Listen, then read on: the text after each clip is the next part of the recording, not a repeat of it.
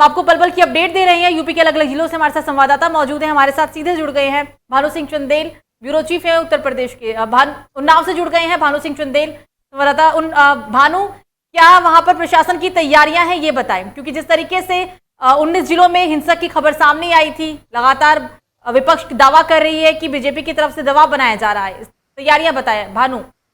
बिल्कुल सुधी बताना चाहूंगा, उत्तर प्रदेश के 75 जनपदों जिस तरह चुनाव हुए, उन्नाव की मैं बात करूं तो 16 विकास खंडों वाली ये उन्नाव जनपद की जो विधानसभा लोकसभा सीट है, वहां पर 16 ब्लॉकों पे चुनाव होने थे, जहां पे 5 निर्विरोध घोषित हो चुके हैं, जबकि इसमें 4 भाजपा का, 1 सपा का।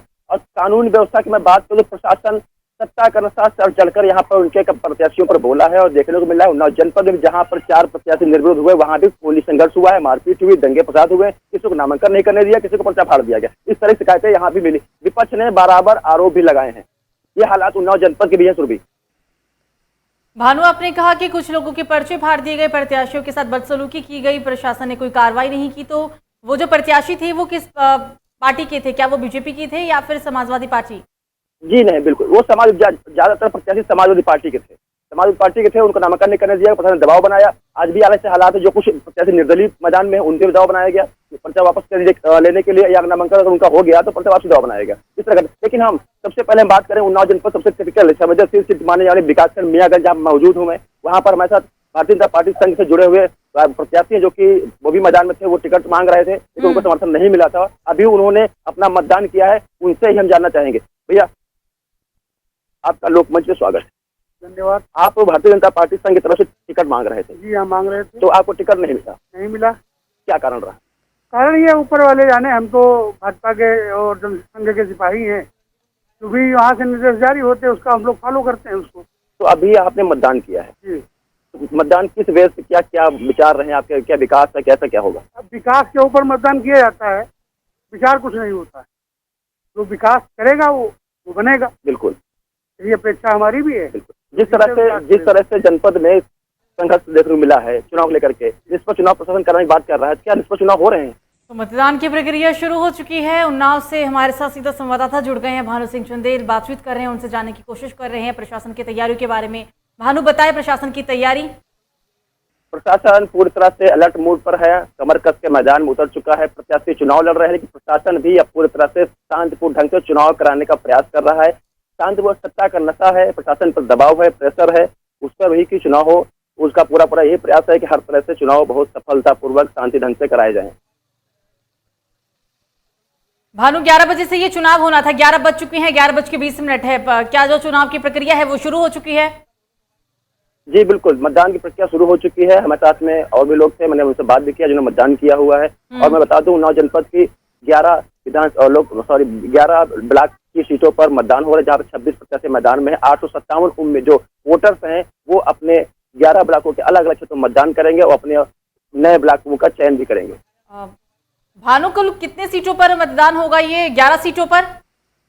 जी, कुल जनपद में 16 सीटें हैं, इसमें 5 निर्विरोध बन चुके हैं, जिसमें 4 भाजपा का, 1 सपा का है। और अब शेष 11 सीटों पर मतदान किए जा रहे हैं, जो 11 बजे से प्रक्रिया शुरू की जा चुकी है। शाम के 3 बजे तक मतदान होगा, उसके बाद में मतगणना की प्रक्रिया भी आज ही की जाएगी।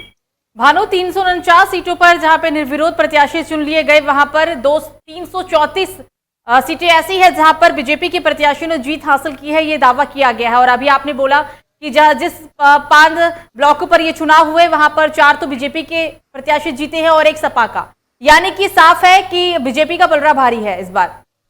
बिल्कुल भारी, सत्ता पक्ष का नशा है, सत्ता पक्ष का चुनाव है। मैंने पहले भी कहा कि प्रशासन अलर्ट मोड पर है और सत्ता का इतना दबाव उसके ऊपर है, वो किसी भी हालत में नहीं चाहता कि उस सत्ता का प्रत्याशी चुनाव न जीते। जो विपक्ष के दल प्रत्याशी मैदान में रहे हैं, कहीं किसी को नामांकन नहीं करने दिया गया, या उनके पर्चे फाड़े गए, या उन पर दबाव बनाया गया, उन पर मुकदमा लिखने का दबाव बनाया गया कि अगर आप नामांकन वापस नहीं लेते हैं तो आप तरह मुकदमे दर्ज करके आपको जेल दे दिया जाए, ऐसा किया जाए। इस तरह घटनाक्रम जो उन्नाव में देखने को मिला है। लेकिन जिस सीट पर 1 सपा प्रत्याशी उम्मीदवार जीता हुआ है, वहां पर भाजपा प्रत्याशी के प्रस्तावक ने अपना जो प्रस्ताव था उसने पर्चा वापस ले लिया, इसलिए वो वहां पर संध्या पटेल पत्नी विवेक पटेल का, जो सपा से समर्थित प्रत्याशी थे, उनको सफलता हासिल हुई। वो भी गंज मुरादाबाद विकासखंड से हैं। बिल्कुल भानु, जो विपक्षी पार्टी के प्रत्याशी हैं वो लगातार दबाव को लेकर बता रहे हैं कि उनके ऊपर दबाव बनाया जा रहा है, जबरन उनका पर्चा भी फाड़ दिया गया, पर्चा रद्द भी कर दिया गया। और साफ तौर पर उनका ये भी कहना है कि जो शासन प्रशासन है वो सत्ताधारी के आगे पूरी तरीके से विमर्श है, नतमस्तक है, कोई भी कार्रवाई नहीं करता। उन्नाव के अंदर भी क्या प्रशासन का यही हाल है? जी बिल्कुल, उन्नाव के अंदर भी यही हालात।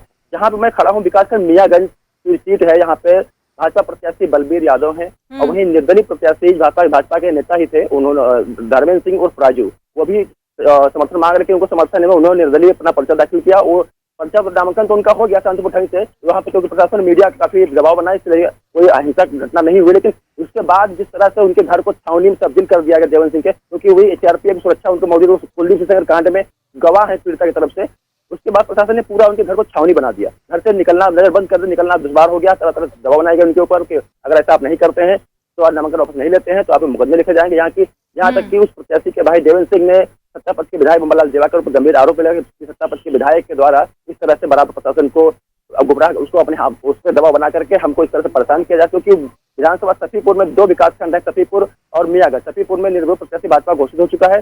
विधायक का पूरा प्रयास है कि उसकी दूसरी सीट है मियागंज से भी उसका प्रत्याशी निर्भर हो जाता है, लेकिन उसमें फिलहाल वो सफल नहीं हो पाए हैं और आज यहाँ पर मतदान किए जा रहे हैं इस सीट पर। तो भी बिल्कुल भानु, तमाम जानकारी के लिए, बातचीत के लिए आपका शुक्रिया। तो ये थे उन्नाव से भानु सिंह चुंदेल, सीधे लाइव जुड़े थे, बता रहे थे कि क्या हालात है, प्रशासन की क्या तैयारियां हैं। क्योंकि जिस तरीके से लगातार विपक्षी पार्टियां जो है वो सत्ताधारी पार्टी पर आरोप लगा रही है कि पुलिस प्रशासन नतमस्तक है, पुलिस प्रशासन के द्वारा कोई भी कार्रवाई नहीं की जा रही। लेकिन अब चुनाव में करो या मरो की स्थिति है।